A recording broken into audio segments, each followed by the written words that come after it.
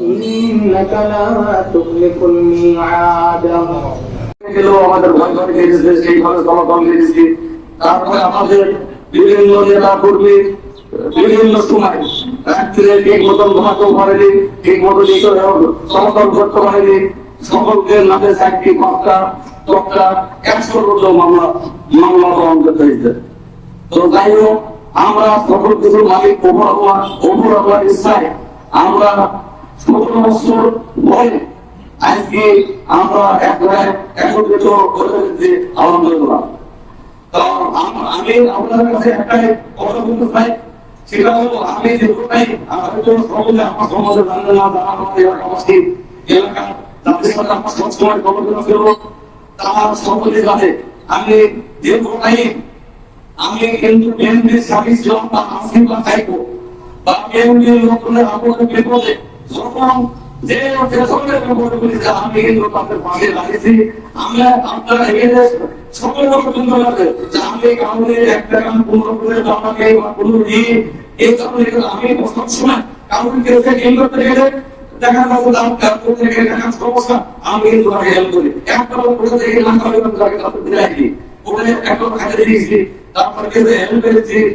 সেই হিসাবে আপনাদের কাছে আমি আবেদন বা আপনারা আমার ভালো মন্দ যাচাই করবেন, যাচাই করার পরে আপনারা আপনাদের মূল্যবান সিদ্ধান্ত নেবেন। আমরা দাঁড়াই যদি আপনাদের উপকার হয় বা উপকার হয় বা সেই হিসাবে যাতে আপনাদের পাশে থাকতে পারে, সেই হিসাবে আপনারা আমাকে কাছে রাখার চেষ্টা করবেন। এই জন্য আমার বক্তব্য শেষ করতে নেতা কর্মীদের আহ্বান করা হয়েছিল আমাদের ম্যাডাম খালেদা জিয়ার সুস্থতার জন্য এবং তার দীর্ঘ আয়ু কামনা করে অনুষ্ঠান করার জন্য আপনাদেরকে ডাকা হয়েছিল। নেতৃবৃন্দ যথেষ্ট খারাপ রয়েছে, আপনাদের সকলকে ধন্যবাদ জানাই। আজকে আমাদের এখানে উপস্থিত আছেন ধানখোলা ইউনিয়নের ভবিষ্যৎ নির্বাচন প্রার্থী নুরুল ইসলাম ভাই।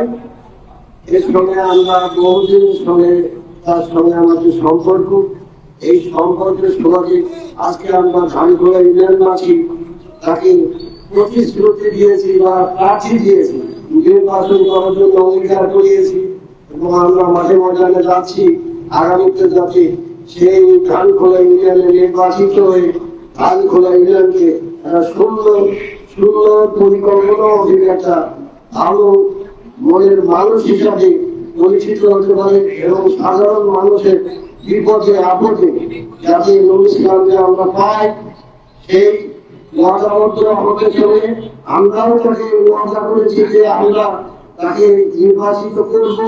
আল্লাহ পাক যদি সহায়তা করে অবশ্যই আমরা তাকে এই ধানখোলা ইউনিয়নের চেয়ারম্যান হিসাবে দেখতে চাই।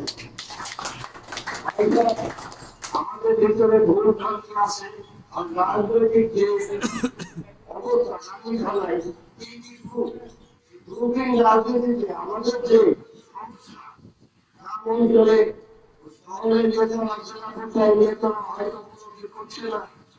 আমরা বিরাট মঞ্চ থেকে কিছুটা বলতে পারি যে আজকে মিঠুন ভাই কমিটি করার দায়িত্ব পেয়েছেন, তিনি কমিটি করেছেন। আজকে আমরা ভাই লোক বঞ্চিত হয়েছে, আজকে বাবু ভাই লোক বঞ্চিত হচ্ছে। এমন অবস্থা হয়েছে যেটা বিগত দিনে আমরা দেখি এই ধানখোলা ইউনিয়নের বিএনপির ভিতরে গ্রুপিং, এই গ্রুপিংটা সেটি আমাদের এই 5 তারিখের পর থেকে আমরা লক্ষ্য করছি বা উপলব্ধি করছি।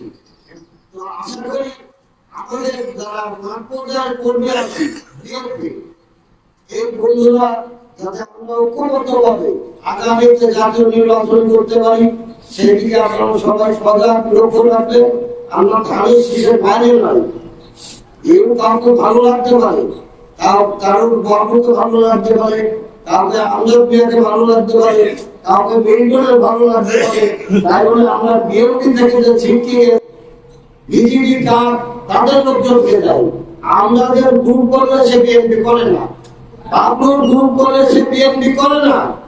এই মন বলেছিল তা বন্ধ করতে হবে, পরিবর্তন আনতে হবে এবং আমরা যাতে একটা ছোট্ট গাছের নিচে আছি সেটা মুনিশ না চেয়ারম্যান যদি হয় তাহলে ইনশাআল্লাহ আমরা মনে করছি যে ইউনিয়নে আমাদের একটা দাঁড়ানোর জায়গা গাছ আমরা পেলাম।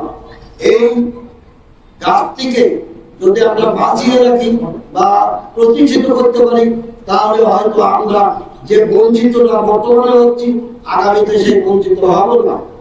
এই দিকটা আপনারা সজাগ থাকবেন এবং প্রত্যেকের সঙ্গে হিততার সম্পর্কে আন্তরিকতার সঙ্গে আপনারা রাজনৈতিক দলের মাঠ এককভাবে সবাই ঐক্যবদ্ধভাবে এই মাঠকে ধরে রাখতে হবে। বিগত 15 বছরের শাসন শোষণ মামলা হামলা এই সব কিছুই আপনারা উপভোগ করেছেন। তাই ভবিষ্যতে যাতে আমাদের পায়ের তলায় মাটি থাকে সেই দিকটা খেয়াল রাখবেন এবং কোনো বিভ্রান্তির ভিতরে পড়বেন না। তাহলে সেই যা আমরা আছি তা এটি সব বিএনপিদের অন্তত মাথায় থাকা উচিত। আমার মনে হয় এর কোনো বিকল্প নাই।